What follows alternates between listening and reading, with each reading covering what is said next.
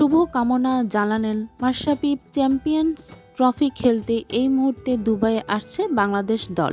বৃহস্পতিবার শক্তিশালী ভারতের বিপক্ষে ম্যাচ দিয়ে আসর শুরু করবে নাজমুল হোসেন শান্তরা।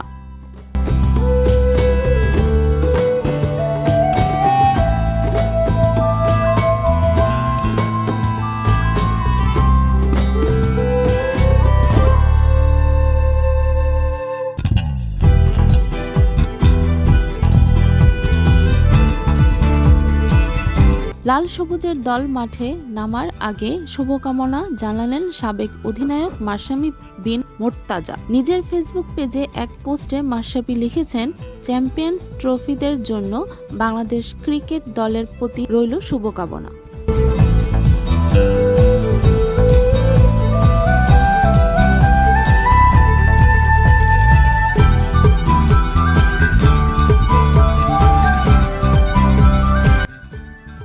সাহস ও দৃঢ়তার সঙ্গে খেলে যাও। শুভ কামনা সবসময়। ৮ বছর পর ফের চ্যাম্পিয়ন্স ট্রফি। পাকিস্তান মাটিতে ফিরছে ক্রিকেটের বহুল প্রতীক্ষিত এই আসর।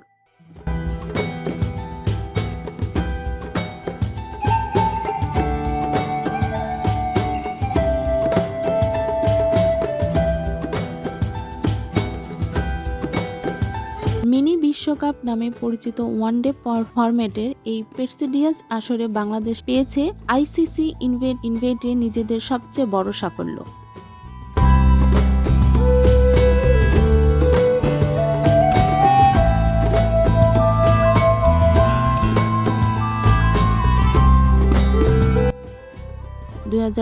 সালে আসরে মাশরাফি বিন মোর্তাজার নেতৃত্বে সেমিফাইনাল পর্যন্ত গিয়েছিলেন টিম টাইগাররা। সেই আসরে 6 জনকে এবারও দেখা যাবে চ্যাম্পিয়ন্স ট্রফির স্কোয়াডে।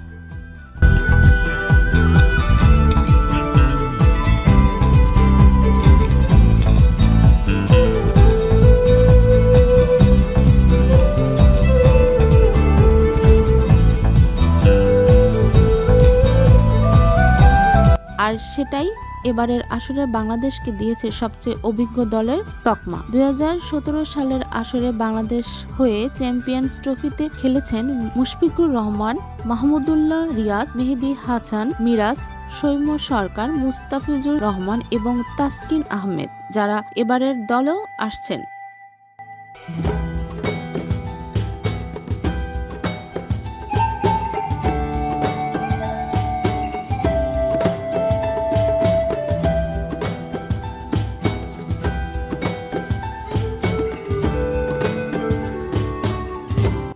প্রসঙ্গত, গত জুলাই-আগস্টে বৈষম্য বিরোধী ছাত্র আন্দোলনের সময় সরব ছিলেন দেশের বেশিরভাগ তারকারই।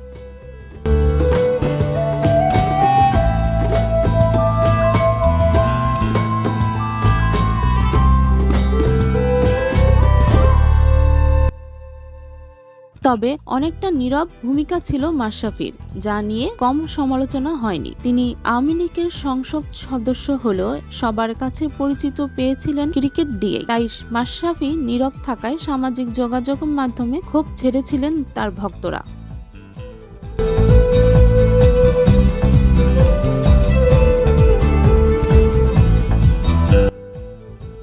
এরপর এক ভিডিও বার্তায় নিজের অবস্থান জানান দিয়ে সবকিছুর জন্য দুঃখ প্রকাশ করেন মাশরাফি। সর্বশেষ বিপিএলেও খেলা হয়নি তার, এখনো অনেকটা আড়ালেই আছেন নড়াইল এক্সপ্রেস।